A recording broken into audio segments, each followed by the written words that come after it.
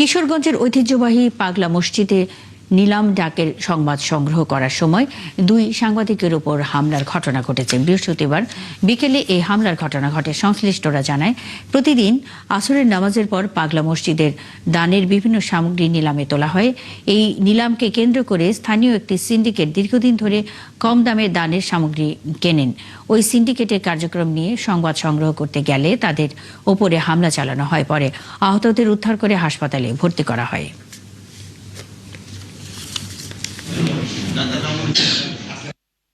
পাগলা মসজিদের নিলাম যে হয় ওইটা সিন্ডিকেটের আওতাধীন পুরোটা।